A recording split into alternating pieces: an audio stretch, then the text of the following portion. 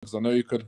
I don't think you can. All right, behind the scenes conversation has come live. Welcome back to No Agendas. Like curvy women, man.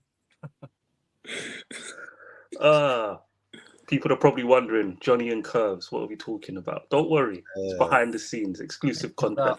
Welcome back to No Agendas, though. We've got a good show for you guys today. You know the vibes already. We will be on Y Scout doing a Hojlund evaluation at some point. We're going to go through some clips of the Brentford game. But we've got some other topics, you know, Man United latest news stuff that we need to get to. Before we do that, Johnny, you good? Yeah, not bad, man. Yeah, surprised to see you, man. You were just mute all day and you just popped up backstage and I was like, right, Johnny, okay. Appreciate you joining us. Jimmy, you good? Silence, man. I'm moving silence. Yeah, I'm good, man. All good. Good to see you guys. What you got on the TV, man? I see the colours changing in the background. No, sorry. I paused. So I was just reminding myself of the game. You know? just reminding myself of the game because it's been a while. A lot has happened. Were you for the Brentford game back? Yeah, just like extended highlights. Okay.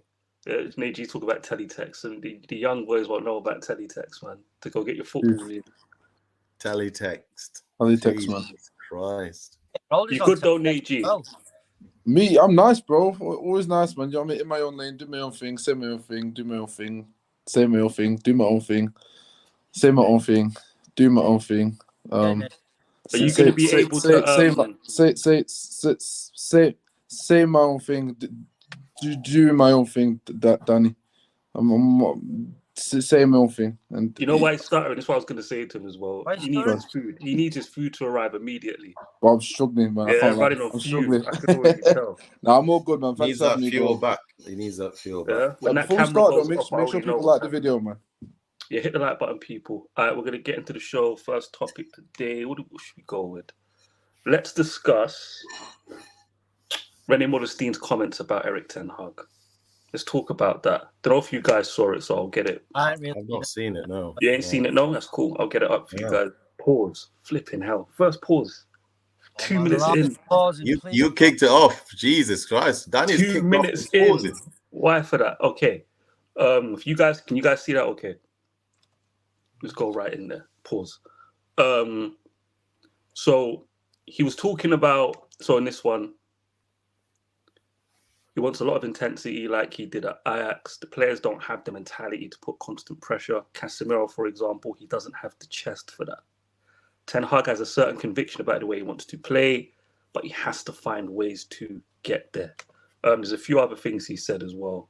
I saw some Ollie Outers jumping on some comments. He spoke about Casemiro. He said similar comments to Varane, by the way. He said Varane can't handle the if I go to where was it? There it is. Varane cannot handle the pace. The PL is dynamic. Everything goes at 100 kilometers per hour. This is the big problem in midfield. They have no energy, and that's how the defense get in trouble. So he's linking the Casemiro having no energy, midfielders overall not having the intensity, and that's why the defense is getting exposed. I think we don't know. But of course, Ollie Out is jumping on this bit. Well, there's a particular part. If I can find it, where is it?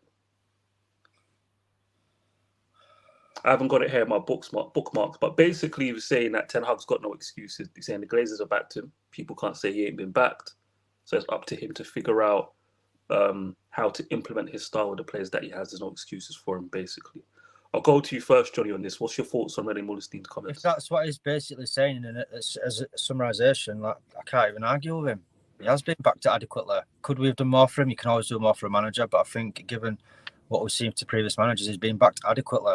And it is up to him now in season number 2 to get his ideas across to the players and get them to implement his style somewhat. I'm not saying based on the squad that we've got that he can bring it to full fruition, but I have to agree with Rene. Like, we should be seeing something, and we're not seeing anything. So I can't argue with him personally.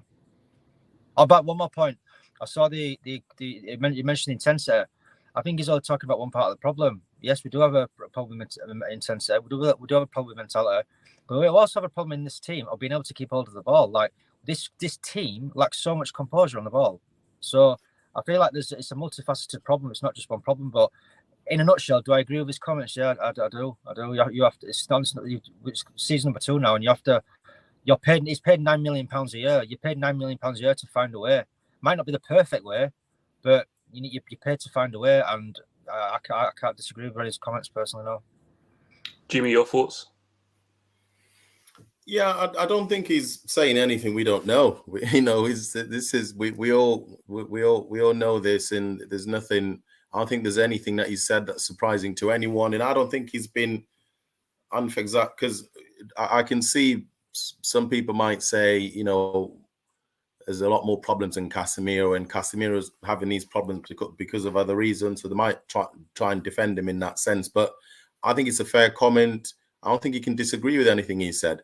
But going back to when he said that Ten Hag's going to have to find a way, that's the most important point there. That's what, for me, that's the biggest take from that. Because if you take it on paper, yes, the manager has been backed. He's got his players. He's got his profiles that he wanted. So those profiles are there. So he's going to have to figure out why it's not working.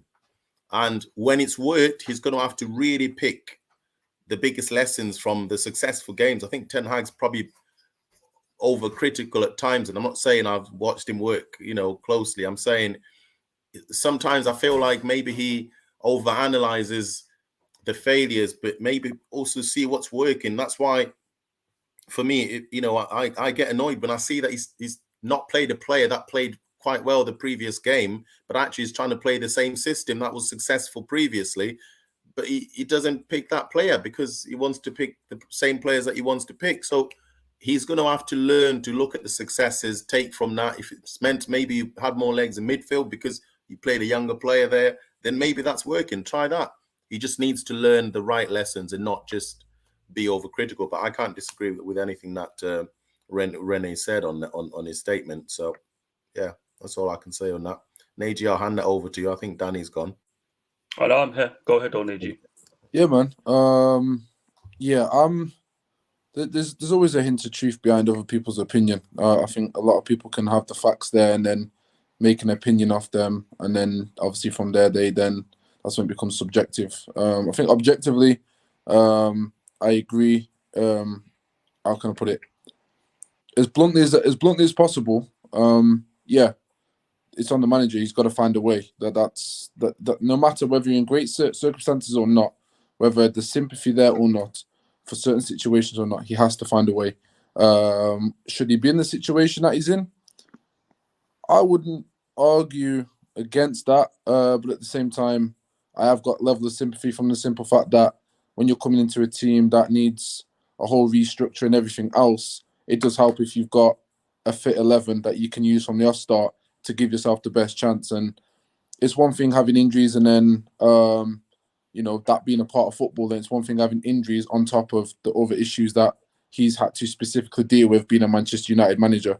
And I don't mean pressure. I don't mean those kind of things. I mean the individual kind of unique situations that this club has put managers in. He's having to deal with them. So the injuries on top of that doesn't help. However, like I said, he's right. He's got to find a way.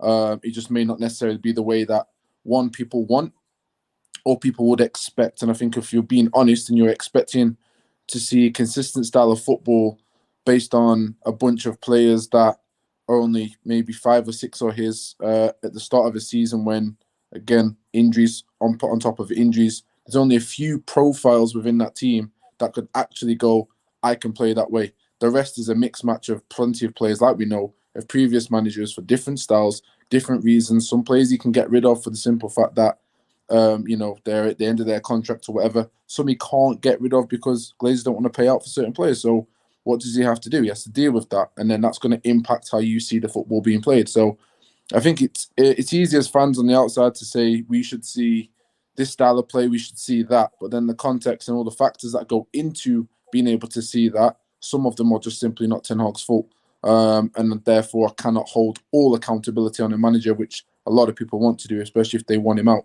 And it's the same with players. I just don't do that personally. But in terms of him being backed, he has been backed. But the question is not whether he's been backed. Has he been backed consistently and competently in a way that's allowed him to maximize his efforts for this season? That's a different question for me, and I don't believe he has. So Renstein's comments are very surface level and borderline rival-esque. for in that department.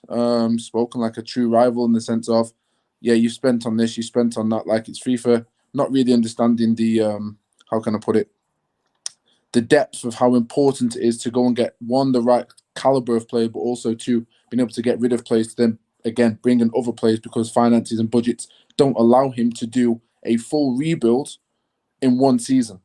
And bear in mind that rebuild is not just about players coming in and going. It's simply about being able to replace like for like, and being able to also potentially replace players if they don't work out. Being able to replace players that you've also brought in as well. That's quite normal. But at Manchester United, you don't get that privilege. And it's a shame because, like I keep saying, Danny, we're not Manchester City. So we used to have the privilege of being a Manchester City from a club standpoint because I think it would take 2-3 seasons where you'd be challenging. I think it'd take a whole season to go get the profiles and players in, similar to what Chelsea have done, or been able to do.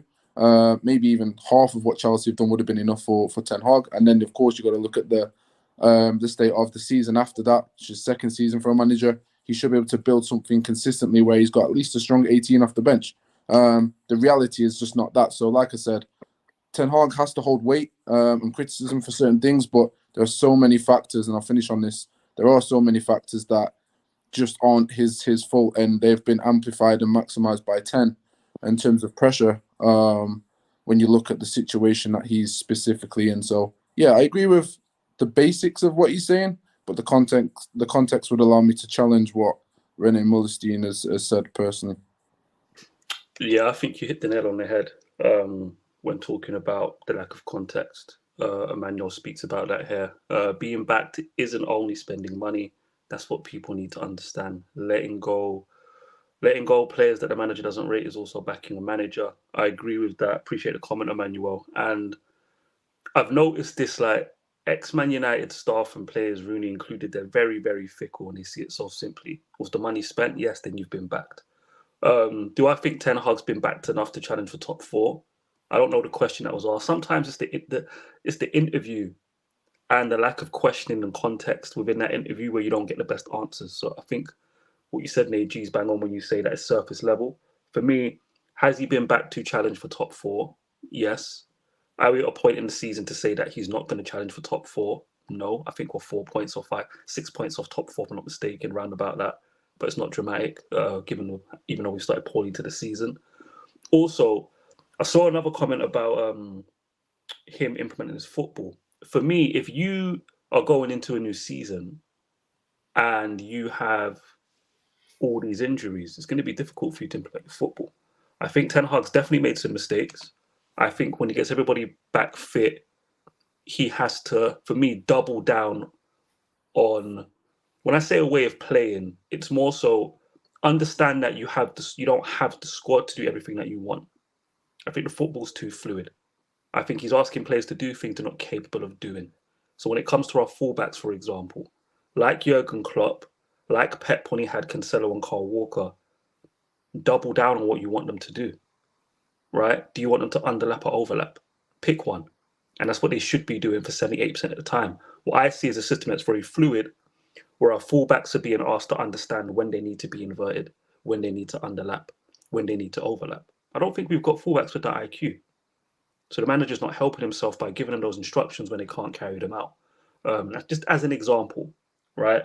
But from the start of the season, has he had? I saw a comment, I can't find it now,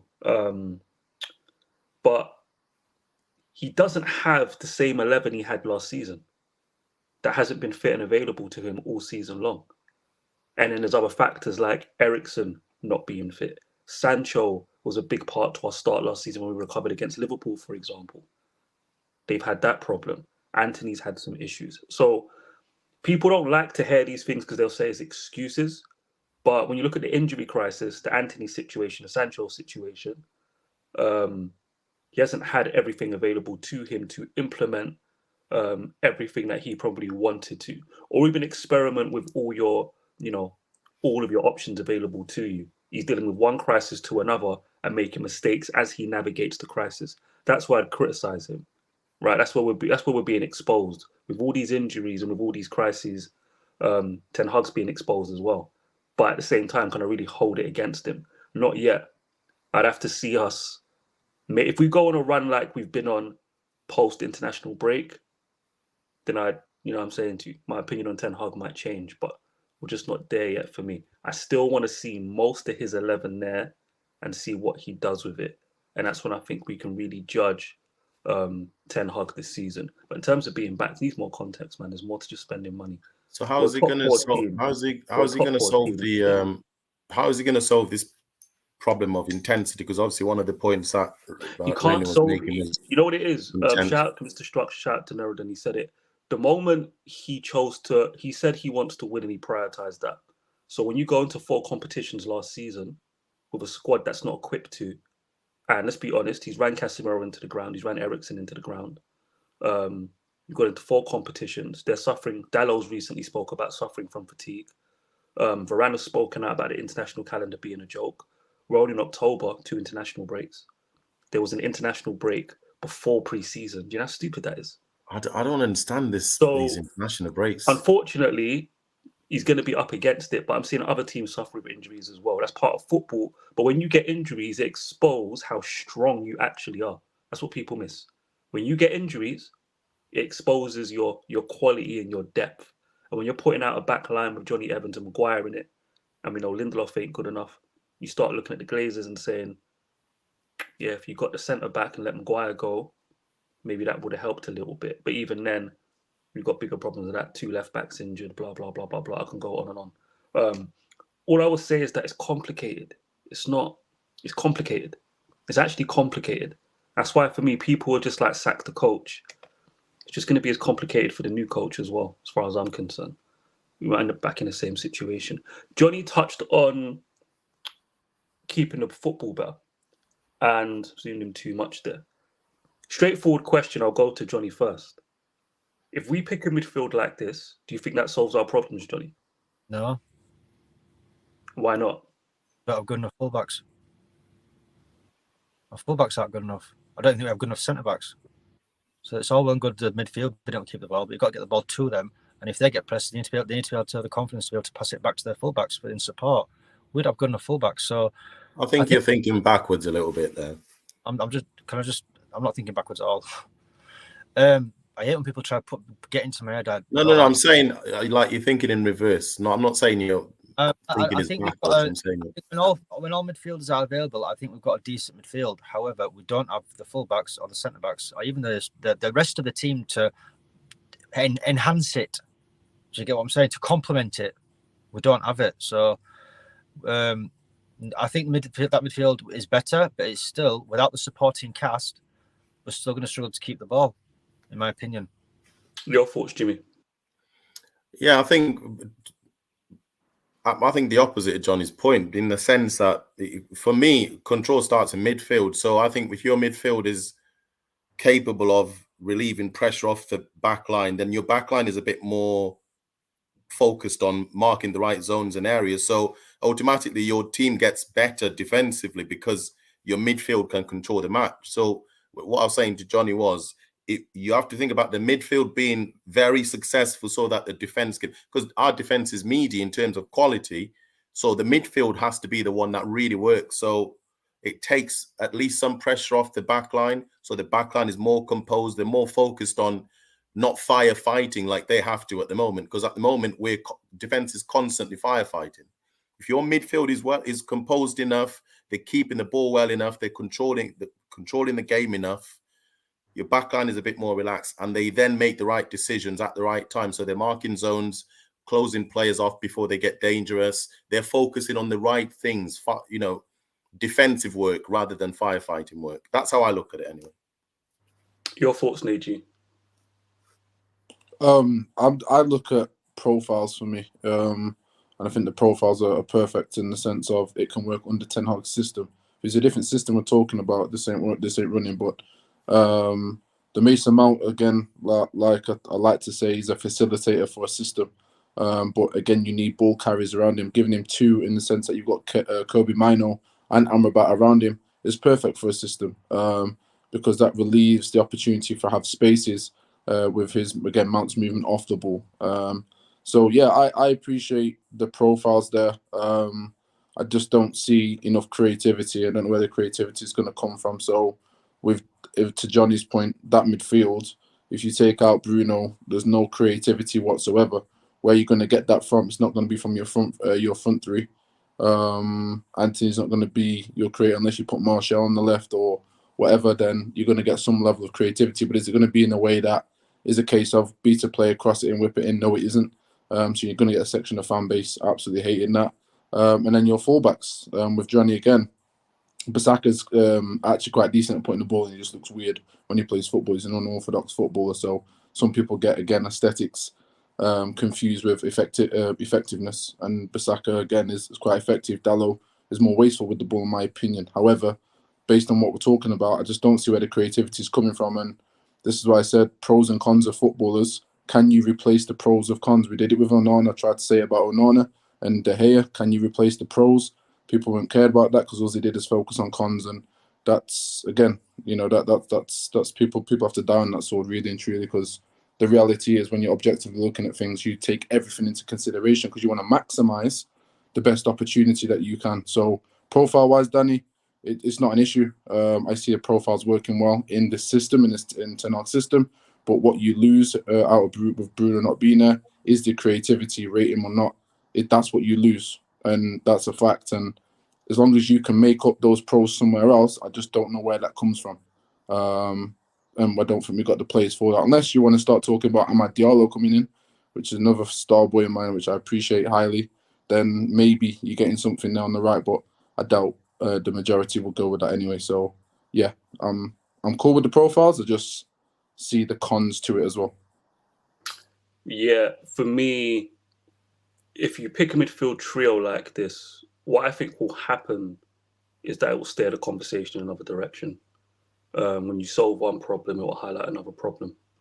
At Old Trafford, this midfield three, could I see us controlling games with their quality, with their profiles? Yes, but what I'd say, Neji, is ideally creativity should be the responsibility of the team, not one individual in Bruno or Ahmad or Martial. Even that's what I'm saying. Even with whatever profile you've got, Danny, I don't see where the creativity comes from. But that's what I'm alluding to when I say creativity has to come from the team. Yeah. Nobody blows through anybody through the centre of the football pitch. You watch Arsenal. No, I said that there's no pause for that. I'm talking about blowing people. For me, it's the combination play out wide, right? That's what I think. You pick this midfield, the conversation's going to shift. You'll be happy with your midfield. Then you'll start looking at the relationship between the fullbacks, these midfielders, and the attacking lineup. And I think that's where you might start asking questions about the team's ability. One, the team's overall ability to keep the football. I keep saying this. You can have this midfield three. If Rashford's playing on the left or Garnacho's playing and he's in bad form, if they're doing nonsense on the left, it doesn't matter that you have this midfield. Doesn't matter. Yeah, that's don't true. matter. It won't make a difference if they don't step up. Same thing on the other side with Anthony, whoever plays out there. When the ball goes out wide, that's where the space is going to be. That's where you want your combination play. That's where you want your quality. And in the final third, Pepper said this, I can take you to the edge of the box. Once you get into the final third, it's about your intelligence, right? Your ability to problem solve on the football pitch when you find yourself in certain situations. And this season, the attack has been lacking when it comes to that coordination and quality shot selection, which we did in the previous episode, for example. So, and like Johnny said as well, the fullbacks. I've seen a lot of hype about Dalot. Dalot's ideally your second choice fullback. He's nowhere near, he's not nowhere near Kyle Walker, nowhere near Cancelo, nowhere near Zinchenko.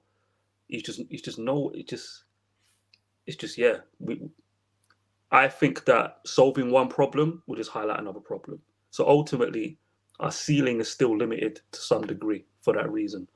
Just going to get to some of the comments, see what people are saying on this.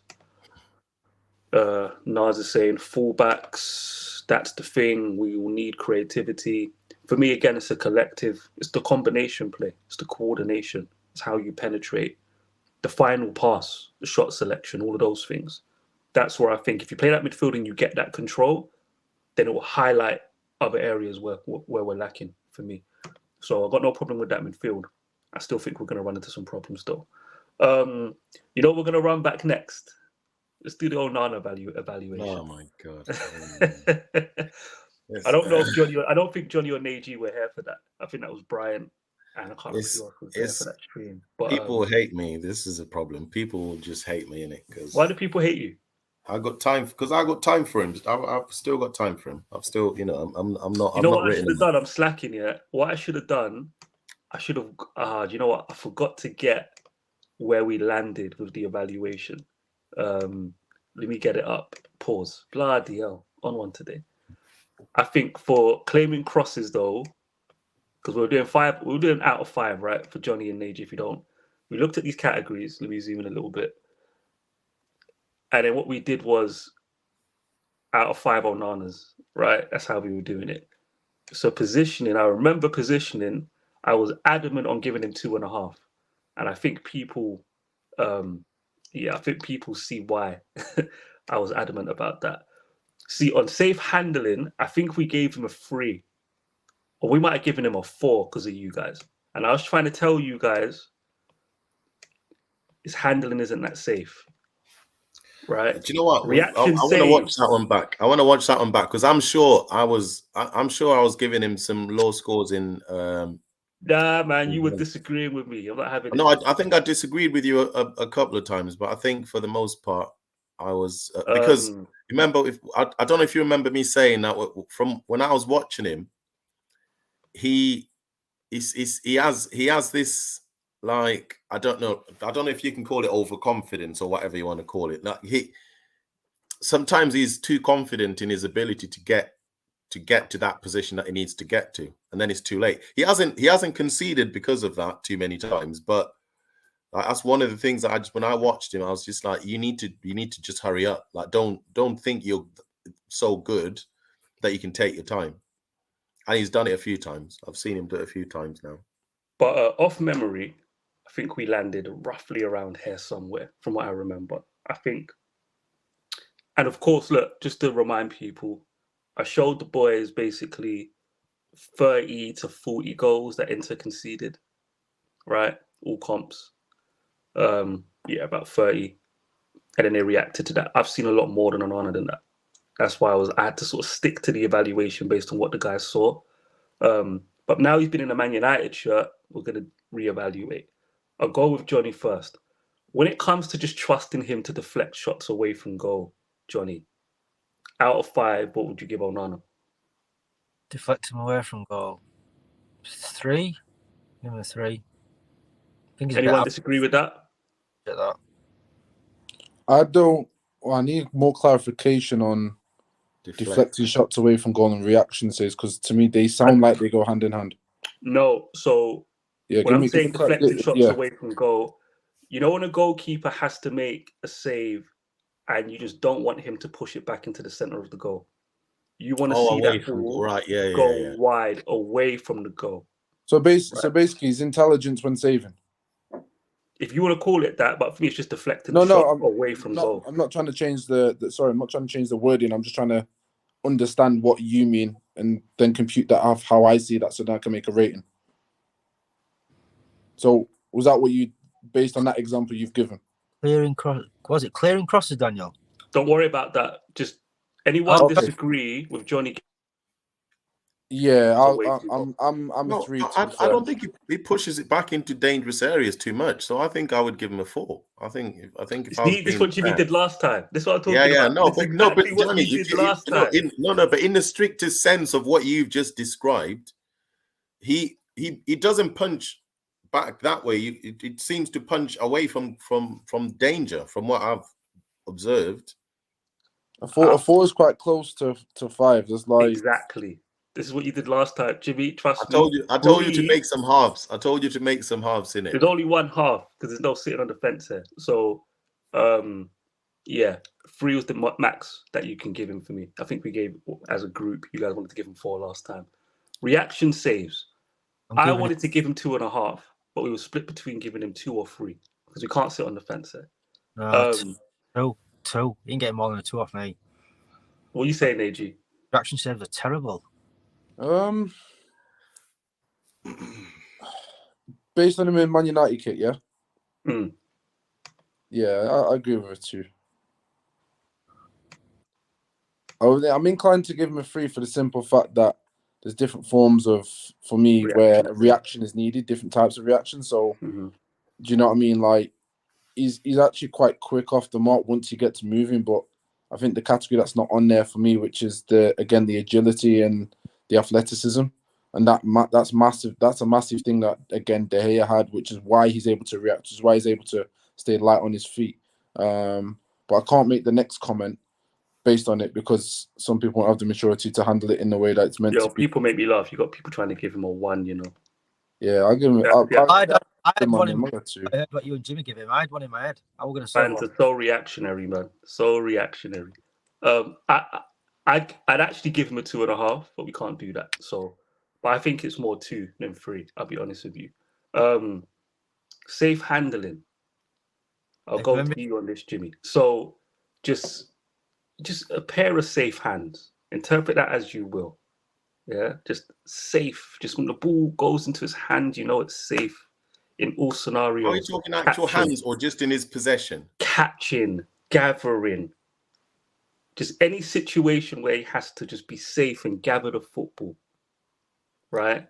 And keep even with a reaction save, where his handling is so good, the ball stays close to him so he can get up and get it back. That's also safe handling. I'd give him I think a 3. I think a 3 is fair. A 3 is fair, more than fair, because he doesn't. Again, he doesn't spit the ball out a lot. He catches it, gets it, gathers it. I don't think there's a lot of mistakes from him in that sense. But again, I just see him with favourable eyes. Nate, you agree or disagree? This is where I would put my half, Danny, to be fair, if it was me. This way he gets a 2.5 from me. This way my half, but they've only got one half, so I'm more inclined to go with a 2 than a 3 currently, as it was him in a Man United shirt. Just because the amount of times he parries the ball, again, ball seems to slip out of his hand, or when he tries to make a save, it gets bouncing everywhere. Now that happens too often. He didn't make a save with his bicep. Yeah, don't get me wrong. That's what I'm saying. Like I rate his positioning higher than his safe handling, and I'll tell you why. But that's a different thing. But yeah, that's where my half would go, Danny. Basically, Nas just hates me. He just hates Onana, man. Easy shots he drops out of his hands like it's like oil. Johnny, do you agree or disagree with that, Dogs? I would have given him a 3 because off the top of my head, I can't think of any howlers with handling the ball per se that I can think of. Like when I think of David De Gea, they all stand out like a sore thumb. We had that many of them. Like I can't think of any. Fair play, Johnny. Fair play. That's a fair comment, man. Listen, don't get twisted. The shit keeper, don't get twisted. No. I know, Johnny. Just leave it. It's fine. You can just compliment and leave it there. It's fine. You don't have to then wash it away with negativity. Come on, man. Like handling errors. I can't think of any. He just lets the goals in. He don't even try to handle them. He just lets them in. So handling errors, I can't think of any. So I'll probably give him a 3. I can't think of anything that stands out. I'd want to give him 2.5, but that's because I'd overcomplicate safe handling. But I just want to make it more simple. So 3, fine. I've got the previous episode up on one of my tabs, by the way, so I'll compare in a second. Positioning 2.5. I'm gonna go with this one. It can't be higher than that. Yeah, it cannot be. His positioning is 2.5 at best. At best. Remember, we're going out of 5, so 3 would be average. 2.5 is slightly below average, in my opinion. When you're ranking out of 5, I have to give him 2.5 from that. Anyone disagree? I know Johnny probably wants to give him lower. I know some people give him a 3 give him lower. I was going to give him a 2. I don't think his position's been good at all. Do you know? I think he needs a lot of work. Jimmy, I know you want to say something. Why you say this? No. I'm 2.5, 3 is fine. I can just because I'm thinking of. Yeah, I can think of situations where I expect him to be. Like even when he's been chipped in just situations like that. That shipping was that was criminal. It's just that he should have seen that that's possible a lot earlier than when just so much earlier, because he had all the time to adjust his position and he just didn't, and that for me is concerning. And I've seen a lot of those kind of similar situations where I think you should stay now, or you should maybe pull up a bit, push, just he gets it wrong a bit, I think. Fair enough. Yeah, 2.5. Claiming crosses. He's good. We had it at 4. Claiming crosses has been quite good, actually. Yeah, we gave him a 4 out of 5 last time. I don't really see any reason to I think that's would have been one of his strengths, to be fair. To change that. So just to compare, I'm looking at it now in a different tab. Yeah. When it came to deflecting, yeah, it's because of Jimmy. I know it was. If I go back and watch, I know Jimmy's the culprit. We gave him 4 out of 5 last time for safe handling. That's been downgraded to 3. Reflex saves, we had it at 3 before. It's gone down to 2. Safe handling was at 3. That stayed the same. Positioning ain't changed. You know what it is? This tier is actually missing a category that we need to discuss. Can I add it? Can I add a tier here? What is that? Letting goals in? No. Let me take out positioning because it might be worse. One of the categories was 1v1s. I'd give him a 2. What's that for? For 1v1s. We gave him a 2 last time. I'd keep that at a 2 as well. I wouldn't change it. I'd give him a 1. I think he's a 1. A 1? Yeah, 1. I think he's been terrible at one-on-ones. Sorry. That's harsh. That is harsh. I'm sorry. I'll be dead serious. He's a trash goalkeeper. I don't care what anyone tells me. He's trash. Honestly, I swear to God, I'd rather keep Day for another year than get him. I mean, dead serious. He's awful. Awful. When you say trash, trash. I think it's just is beyond comprehension that you can call him trash. I think that's. Do you know how many goals? I don't even know why. Other than me, he's not a good. He's not a good goalkeeper. I honestly swear down. I can't even say. Yeah, maybe. Johnny.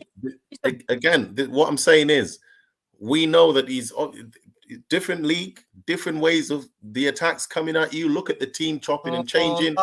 Wait. He doesn't know where to look for the support. 1 minute he's got Martinez and he's building that relationship with Martinez where they were linking really well, starting the plays, destroying attacks just between the two of them. I'll be honest here, Man United. And then all of a sudden everything's changed. Now he has to adjust the way he plays again. And it's just like, come on, give the guy a break. On the original evaluation, other than say crossing, I weren't coming off mute to give it more than 3 out of 5, but mostly 2.5 in most categories, but we had to do it as a collective. So I saw his overall goalkeeping skills as average. After 3 or 4 games, a lot of people were happy with Onana. Now we've played 7 or 8, now he's trash and has to be sold. Man United fans are the most not the most reactionary, but I just think that's clashing it. That's just classic overreaction to a few bad performances and some flaws being overblown. There's no way you go to Inter Milan, have that season, or you would have had a career at Ajax if you're a trash goalkeeper. Yeah? Trash is 0, 1 out of 5, out of 10, 3. Like, all right, I'll rephrase it. Come on. Don't get me wrong. I think he's got some big weaknesses as a goalkeeper. I think one-on-one really poor. Or just poor, but overall package poor. I think he's average. But remember, we brought Onana here to improve how we play and how we build play from defense. So when you don't have 2 fullbacks and 2 centre backs and a 6 or a CM who are elite on the football, then you're not going to get the benefit from the goalkeeper that you brought in. And that's the bigger problem with Man United for me. That's just a bigger problem. So all these people so you see me, I don't want to get rid of Onana. I don't want to sell Onana. I want to see the football club build a back line and a midfield that makes sense for the goalkeeper that we have. Yeah, that's what makes more sense to me. You guys just want to change the goalkeeper and go ahead. You'll still be moaning about all the other things that we're missing. That's where I land on that. Nate, I'll let you have the last word on that, and we're going to move on to Hojlund clips from the Brentford game. No, I'm with you, bro. It's funny actually, because it kind of proves my original point on the fan base anyway. Originally, when I made certain statements, and like I said, it's not for me. It's never been a De Gea versus Onana thing, and I think that's the easiest and most laziest thing you can get into. The context is quite simple.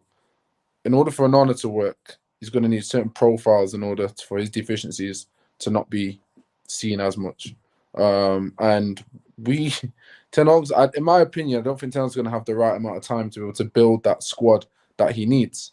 So this was always going to be an issue. And I thought, well, if you're going to change the profiles that much, then you need to make sure that you're going to get other profiles in the team, you know, in the same season, really, for me. And yeah, it's no different than any other player now, Danny. You know, I say the same comparison with Bruno, you know, and every other top player, or you know, a player that has world class attributes to some level.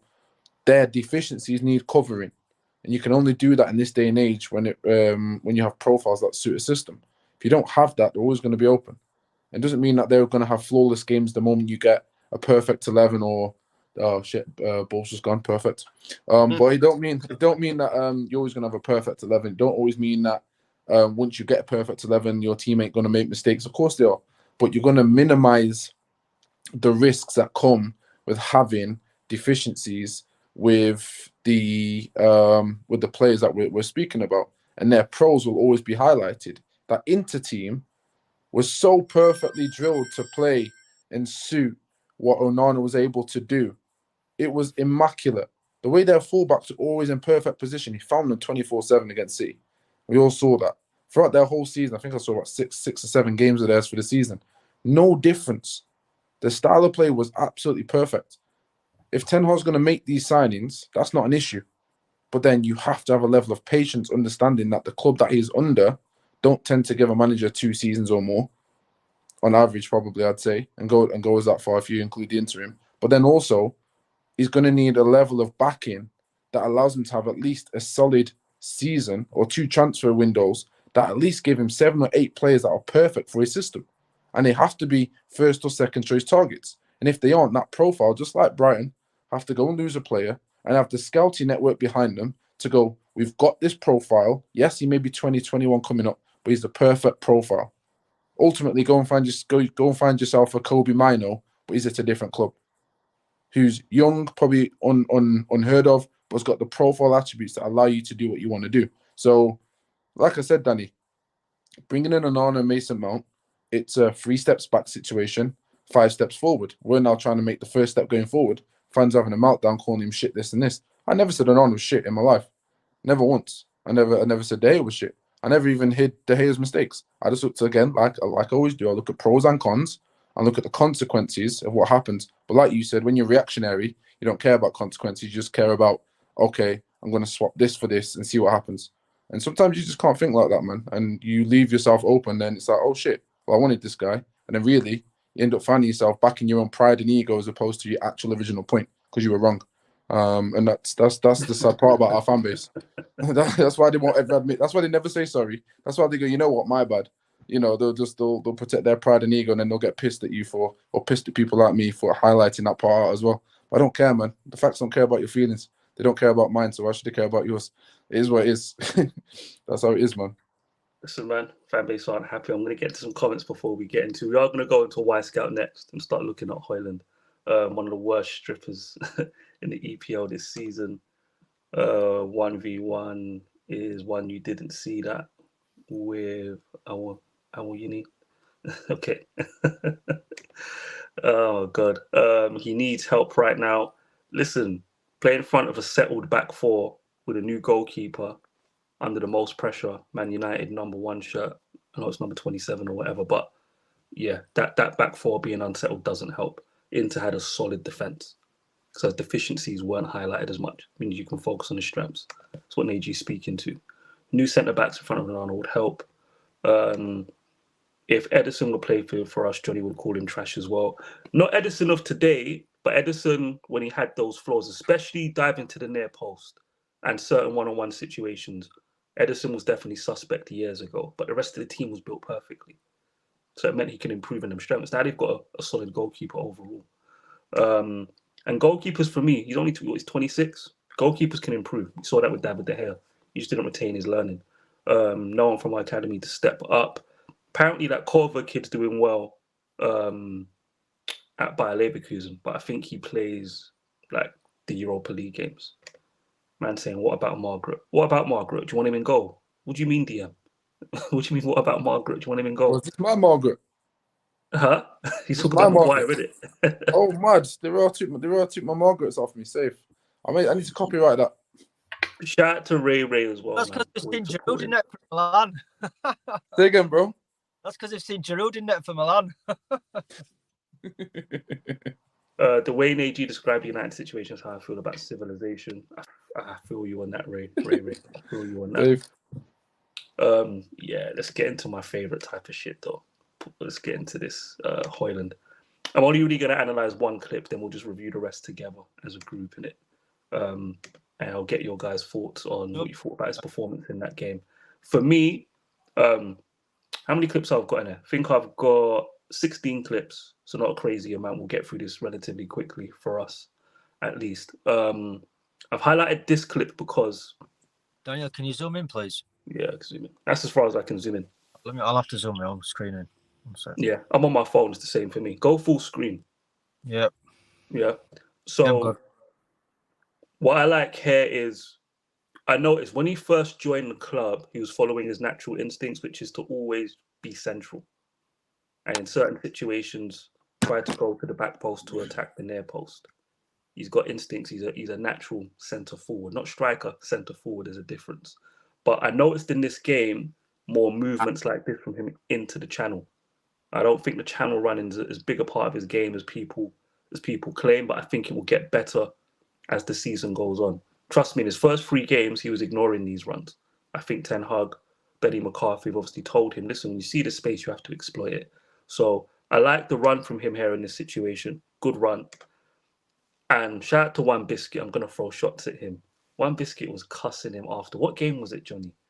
Who did we play before Galatasaray? Sorry, I can't remember. Who did we play before Galatasaray? Was it Burnley? Who was it? I can't remember now. But Crystal Palace. And I remember on my timeline, people were going in on Hojlund, saying he's Lukaku, etc. I'm sorry, listen. Like, the way he receives this ball and turns, yeah, like, he's by the end of the season, people are going to respect this boy's technical ability. That's why I'm highlighting this clip. I like the run into the channel. He needs to make more of these runs. But for me, and I made this statement, I'll put it on the TL in writing, yeah? At 20, he is better than Lukaku and Haaland, or any of these other big strikers you want to compare when we're talking receiving the ball on the half turn, receiving ground passes into his feet. He's better than these guys. He's better than them at age 20. What do you think he's going to look like at age 23? Please don't ever compare this guy to Lukaku again. I beg. Please do not. All right. I'll just run in some agendas there. We're going to get into it. Johnny, what did you think of his performance? Brentford. Yeah. I thought he did well. I think he's been one of our promising players lately. I don't think he started well, but his hold-up play and like his link-up play seems to be getting better and better. He's for his age, is very strong. Yeah. Honestly, I think we've got a real gem on his hand, a real proper gem. There's that run again. I've noticed he's making more of these runs now. So for me, McCarthy and Ten Hag have definitely had a word with him. But he's not a channel player, they said. He's not a channel player. That's what they told me. No, I said he doesn't run the channels instinctively like people were claiming. That's what I told you, not people. That's what I said. And if you look at his first 3 games and in the previous No Agenda episodes, you found situations where he was ignoring these runs. Right? What, in those first 3 games? Yeah. So for me, Eric Ten Hag, Benny McCarthy, they've clearly said to him, listen, you're not at Atalanta no more. And by the way, he's spoken about this. The way he plays for Denmark is how he prefers to play. Hojlund's own words versus, say, how he played at Atalanta. He likes to stay central and get in the penalty box. But I like this run. And I want to see that run more. I want to see that run from him more. What did you think of his performance against Brentford, Jimmy? Yeah, I thought it was good. Again, he's showing me everything I was expecting to see from him. Just from, I told you, Danny, I watched quite a few games of him just to really see how he played before he came to the club. So you know, I'm impressed. He's showing me everything I need to see. Hold up play, like Johnny said, word for word, pretty much what Johnny said. Hold up play, strength. It's unbelievably strong. He just, you know, almost reminds me of just that Rooney kind of unbullyable strength. Even the strong defenders are failing to kind of knock him off the ball. They have to foul him, and that's been really good to see, because once he starts to earn that respect from defenders, that respect can be a good way to get productive. So He's giving me, I don't know, like sort of go too far, but he's giving me Ruud van Nistelrooy vibes personally. Yeah, I said that earlier. Yeah, similar. You don't remind me of Hojlund or Lukaku. That's just who people reference him with because he's a big striker. Right. He's not. I guess to some people, he's not aesthetically pleasing on the eye, and he's a big striker and raw, as people say. So they want to compare him to Hojlund and Lukaku. I don't think he's like them at all. This is another example of what I mean. When I say he won't always run the channel, this is what I'm talking about, Jimmy. So you saw in the previous examples, he was running the channel. Hey, should do the same again. But we still benefit from those instincts that he has to make that run central, because it opens up the space for Mason Mount. And if I'm not mistaken, this was a really good pass from, I think that was a ball from Onana, wasn't it? I know this was shock Johnny. Yeah, I know that shocked you when you saw it, Johnny, that touch from Bruno. I know you were shocked when you saw that touch. But yeah, I like how Hojlund created some space for Mount here. It was a good run from him. And yeah, Mount probably could have. You know what? I tell you what, players, I always find it funny when players just don't. Who was it? There was a particular Diego Costa. The way he used to sell defenders, like when he knew you were going to die, the guy would sell you every single time and just cut back and shoot. Jesus relies on that a lot as well. Let's get into this next example. This is what Jimmy's talking about with his strength. Once he gets set, he's a problem. He is a problem once he gets set. He does need to get better with his knockdowns, though. He's not as strong. I've always said I feel like he's stronger on the ground than he is aerially, for me personally. But again, that will come with time. Those knockdowns and being able to battle centre backs in the air all the time, that will come with time. Otherwise, he'd be a perfect player. You'll see it again in this example. He's not really under pressure in this example, and just gets it all wrong. His passing's not very accurate either. That's another thing. I think his passing's good. I disagree. No, I like. But I don't. It's not always where I think. Were you trying to put it there, or did that just kind of accidentally? His passing's not accurate. Don't make me. What are you talking about? I think in some instances it wasn't very accurate. You don't think his passing's accurate? No, but he's a young player trying to get play going. So don't. Of course, Jimmy has to open up Pandora's box, don't I? Yeah, he just had to go and trigger me. Let me go check. Let me go see what he's saying quickly on passing accuracy. Why you got to trigger me, Jimmy? What's his stats? His passing accuracy in this game was 92%. Oh, that's good. That's good. No, 82%. I'm a liar. 82%. 70%. That's not bad. That's not bad for a striker. That's good for a striker. That number at the top, that's for this season for us. Let's just go Prem. In the Prem, 82%. I think that's good for a young striker. If we go all competitions, we only played. You didn't play, did he? Yeah, he did come on in the Carabao Cup. 79%. Yeah, I don't think that's too bad for a striker. That's not bad for a young striker. It's not bad in the Premier League first season. But in that game, 82% is pretty good for him, in my opinion. So yeah, there was no need to trigger me there, Jimmy. It's completely unnecessary. Someone's just compared him to Tevez. What do you think about that comparison? No. No. Just no. Like what else do you say other than just no? No. Hey, you see Bruno saying come short. What did he do? Bruno. Good. Let me pause it because the volume's come back on. Neji's eating his food, by the way, if you're wondering where Neji's gone. I know, I've figured it. I saw his eyes light up and then he just dipped. Does he gather this ball? You see, this is what I mean, Jimmy. See here, this is what I'm talking about where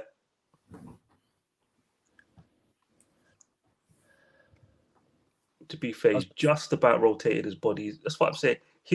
I know Zoe's going to pause the hell out of me here, but you've got to react to that. You see him try to turn on it. He's going to become a problem in the penalty box receiving passes like that for me. It's going to get better, man. Say that again, Johnny. He's going to get better and better. I really like him. And I just felt like he was like a focal point for us in this game. Like even here, just little 50-50s, just those little things. He enjoyed this game. He enjoyed these battles. The very physical. He enjoyed these battles. He was really happy in this. Like to see his physical jewels, don't I? Because he worked Pinnock all game. Like that battle with Pinnock, that's why you get the mistake from Pinnock at the end. If you don't have a striker or a centre forward working the centre back, you won't make a mistake at the end of the game because he's been comfortable. He ain't been stressed. You know what I mean? He ain't been dueling. Like that's why I think we saw a mistake at the end of the game when he lost McTominay. Sarah received it. Said, "This ain't the best pass from Rashford either." Come on, Matt. Come on. People want to compare my guy to Lukaku. Are they serious? Are they for real?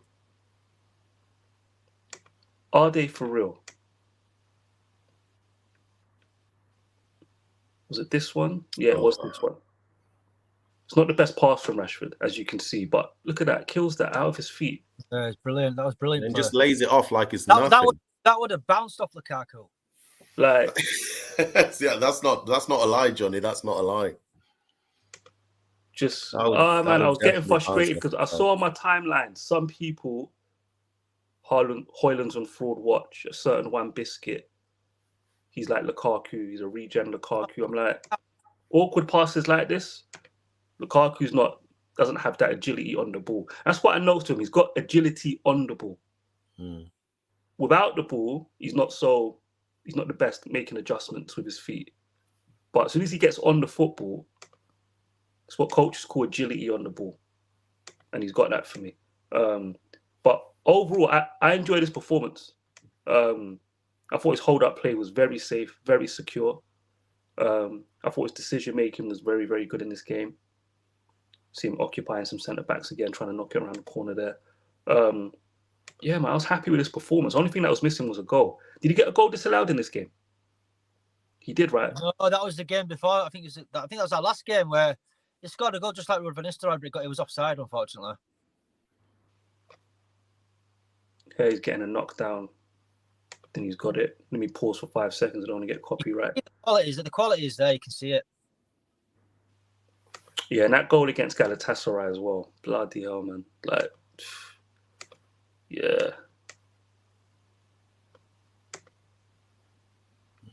All right, let's see how he deals with this.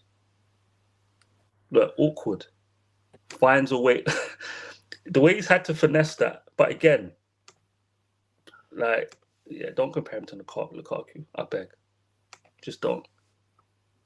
This boy's ceiling, when it comes to link-up play, is way higher. And he's only 20. This was the example that I showed in the beginning. We won't get back to that. It's another example here. Like, I trust him. See, in these situations, Jimmy. Yeah. Yeah, like, I trust him in these situations. I know exactly what you mean as well. Like, one thing Lukaku never mastered, like, if you know Lukaku from West Brom, from when Lukaku was at Chelsea, he never mastered the role. You know what I'm talking about, Jimmy? You know, classic centre forward, 6'3" plus. You back into the centre back, you feel him, you can see him with the arms. He's feeling out where the defender is. And then when the ball comes into you, you either shield it, secure it, or you roll the player. Like, Lukaku never mastered that in the end. No, but you know, Danny, when he talks about himself as a striker, he talks about himself as that kind of striker. He speaks of himself as, yeah, you know, as soon as I put my arm out, you know, I then it's over, because then I know exactly what I need to do next. So when he speaks of himself, I think he always thought of himself as that kind of striker, but he never reached any decent levels in that respect, ever. He's never mastered that. But I like this. He's got that. He does these feints that I like. Did the same thing for the Galatasaray goal. Like, come on, man. I love that. Come on, what are we doing here? What are we doing here? Right, runs out of space. But for me, yeah, his potential's obvious. I think he's going to make another. I thought he was going to run into the channel there, but he didn't. He's going to get it. Trying to remember what happened to. Lays it off. Comes back in, then cuts back. I got it confused with Eriksen because of the blonde hair. So I thought Eriksen was Hojlund and Hojlund was Eriksen. But again, here, I like the fact now we have a centre forward that's comfortable in these pockets. This is him between the lines. And you know, that's what I'm saying. Secure. When he gets into cul-de-sacs, he will hold on to the ball and be stubborn and get tunnel vision, but that just comes with age and maturity. He'll figure out those situations, but simple layoff there. I enjoyed this performance. I thought, and I've only gone up to an hour, and I've only selected a few clips. I haven't gone with the whole thing, but I like the fact we've got a centre forward who can be in these pockets, who's not Martial, that we can trust and we know he's going to secure the ball and lay it off. It doesn't look as good, but I think some people are sleeping on how effective he is in these situations and how good he is at receiving the ball into his feet. You see him here again. Similar situation. Come on. One biscuit, I'm coming for you. That's Pause. One biscuit.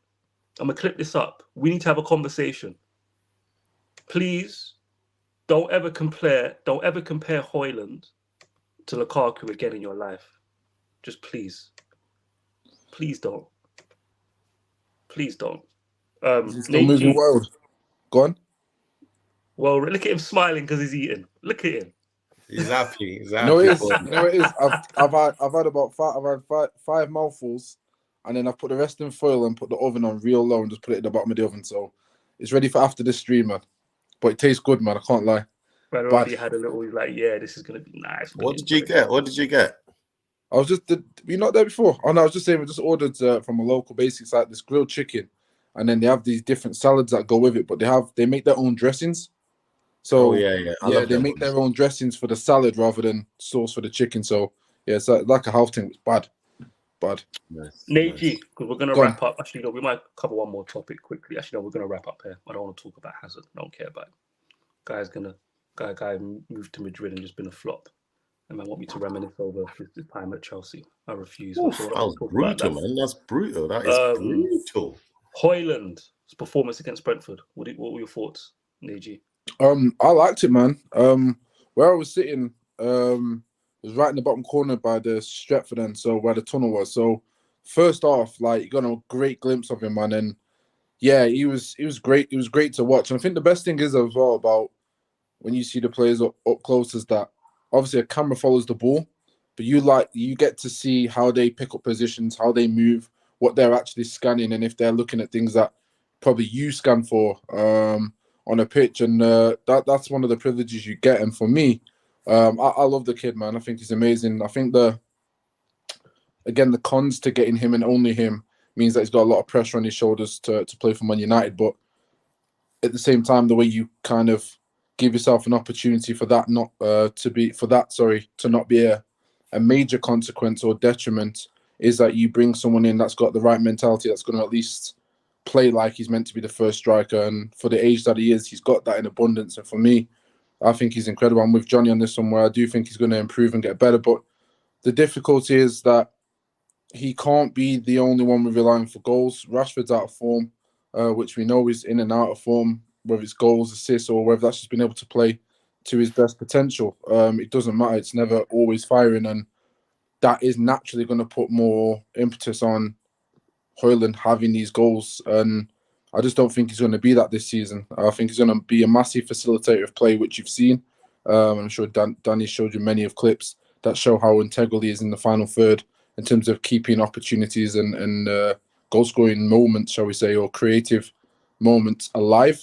And I appreciate that in a player because I've always said a Man United striker, no matter what, if they are not scoring goals, they need to be able to do something else on that pitch. They need to be able to provide in other ways. Every top striker you ever think of had the ability to, if they weren't scoring, provide something else that is of a massive benefit that hurts another team. Those are the standards of our strikers. It's not a case of, he hasn't scored today, next week, mate. No, it's different gravy. So he's got all of those attributes and he's very confident. And again, obviously we know when he came on against Arsenal, we saw him bully Gabriel. And maybe he's got a bit of energy, extra energy and adrenaline because it's his first game on and wants to impress. But that hasn't faded out of his game. And for me, when you watch him actually play, he's always got that. He's ready for the battle. He's ready for the war. And sometimes you need that because that does boost your team, the confidence, winning the 50-50s, being able to hold the man off and hold the pressure off, which encourages your own teammates to go get in position quick enough to then receive the ball off him because he's holding off a defender or two. So it's good to see that we've got that type of profile, and again, that type of profile that's so young in the team. If Ten Hag does end up going and then ends up leaving for whatever the reason is, whether you like it or not, we've still got a striker there that I do believe any manager, decent manager, could work with. And that's the main thing because he's got the profile where he can tick many boxes. And I think, I'll be honest, Danny, this is a preference thing. So I'm not saying this should happen or I want to happen. If it doesn't happen, I'm going to kick off and start saying Ten Hag out. Just my preference. I want to see 4-4-2 back because this guy in a 4-4-2 would be dangerous. Oh my, dangerous. Silly. Listen, I've been screaming 4-4-2. I don't think a lot of these centre back partnerships today will be able to handle 4-4-2. Done. Two quality forwards. They're done, man. They're done quick. I don't think they would. But on Hojlund, I was having this conversation in the space the other day. Like, that's a good signing for Ten Hag for him to show his worth, and it's a good signing for Man United no matter what happens with Ten Hag. It's a good investment. 20 years old. He's not on a crazy contract. And you can see the potential, but he's got qualities that we can use now. Where his game is right now, if you give him service, he's going to bag goals. That's what people are missing with him. Yes, he has to improve on some areas, but actually, if you give him service, he will score goals. He's already shown that for me. He's just not getting the service. And his link play, at least on the ground, is already at a good level, in my opinion. It's not even close to being subpar. It's actually good. And he's only 20. So, overall, man, when I see him in the lineup, I'm like, we got a centre forward. About damn time. It's only taken. Indiana's been screaming at me for like 4 years now. We need a centre forward for like 4 years of voice notes, of messages, conversation, and now we finally have one. But we're gonna leave that there because I don't want to talk about Hazard. So we're gonna leave that there. I don't want to talk about Hazard. I don't want to talk about Chelsea legends. So we're gonna leave that one there. Johnny, appreciate you joining me. Jimmy, appreciate you joining me. Neji as well. Go enjoy your food, my brother. Yeah. Go get that fuel for that 20-stone frame of yours, man. No, I'm pissed, man. I'm 19.8 now, man. I'm pissed. I weighed myself, a week and a half ago, man. It's a training regime I'm on, man. But trust me, I got to stick at that 20 stone and I'm happy, man. Trust me. I'll be happy. Appreciate everybody watching as well. Yeah, big up, Smash guys. the like button on the way out. Like the video, people, man. On the way out, when you catch it, post the live stream. Make sure you like, subscribe, hit the notification bell, etc., etc. We'll be back. We might be back next week. We don't have a game. The international break schedule is really weird. I think they're giving them. When's the first game? Saturday or Friday? It's Saturday, isn't it? So they're giving them a whole week. So we might be back next Monday. We might not be, unless there's some breaking news or something happens. In fact, one thing we'll speak on before we go, actually. The Jadon Sancho situation. This leak, which for me just comes from his people, his PR team, agent, whatever you want to call it, going at Anthony, weak. What have they said? Stuff I knew already. Basically, Sancho feels like he hasn't been treated fairly. If you look at the way Anthony's treated compared to him, he doesn't think he's not treated fairly compared to Anthony. Once you start doing that, that's weak to me. That's not good. Soft. Some things don't need to be said. And that's just one of those things. And what he's doing there is very dangerous as well. It's very dangerous because he's invoking all these things that Anthony's just gone through and all this stuff. And it's, because people will always link things to each other. That's what people do, innit? And it's like, bruv, there's no need to provoke, that nest. There's already some issues going on over there. You just I don't think that's come from him. He may feel that way. Yeah. But there's some things that are better left unsaid. But then again, you look at the reality situation. He was, again, I'm not even going to say it was criticism because it wasn't. I've got no biases. It's my club. So I'll be honest, Ten Hag made a professional comment with no malice. And that comment was strictly around training and training only, not performances on the pitch. So respectfully, knowing what we know of Anthony on and off the ball especially, we know his work rate's going to be mad. We know he's going to be doing the right stuff in training. So the comparison is he being treated fairly according to what's going on in training? He may feel he's putting the same effort in. If that's the case, then cool, no worries. But if he's not, and Ten Hag's noticing that, then coming for Anthony in the way you are is different. I don't understand that. I think it's deeper than that. To be honest with you, Okay. it's a And lot if it deeper is, then than that. yeah, my opinion is And Ten Hag for me should have said dead. nothing at all, because before the press conference he was asked about Sancho, didn't say nothing. I think he's let it slip. A bit like the Casemiro thing. We didn't get to touch on that, but I'll address that. I wouldn't even have. No, I was going to address it today, but I'm going to wait, because all I'm going to say is this: is Ten Hag actually going to back it up? Says he wants to play football. If you want more football, bench him. We'll see in it.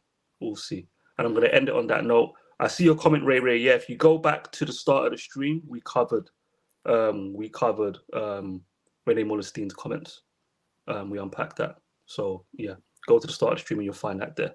But yeah, listen, I need to go get some food myself. Appreciate everybody watching. We'll catch you again soon. Maybe next week, maybe not. Depends on what happens with Man United news. But yeah, appreciate everybody watching. See you on the next one. Peace. Big up, guys. Big up.